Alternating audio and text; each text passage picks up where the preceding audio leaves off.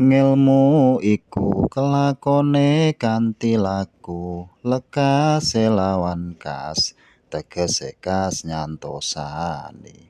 Setya budya pangekese dur angkara. Tembang pocong sing nerangake babagan ngèlmu. Ngèlmu iku kelakone kanthi laku. Tegese ngèlmu sejati ora cukup mung diwaca, dirungokake utawa diomongake.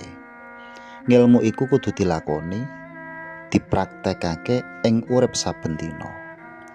Yen mung ngerti nanging ora tumindak, kuwi durung diarani ngèlmu sejati.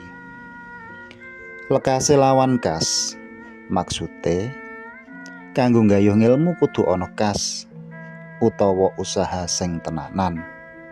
Ora ana ngèlmu sing teka kanthi gampang, kudu ana perjuangan, ketekunan lan kesabaran. Tegese kas nyantosani.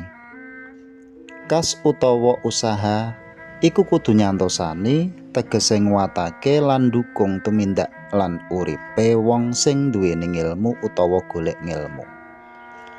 Usaha ora mung kanggo kepinteran, nanging kanggo nguwatke budi pekerti lan urip sing becik.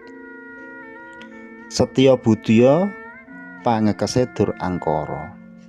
Tegese wong sing duwe kasetyan ati lan budi pekerti luhur bakal bisa ngendhalekake hawa nafsu lan sifat ala, tegese dur angkara.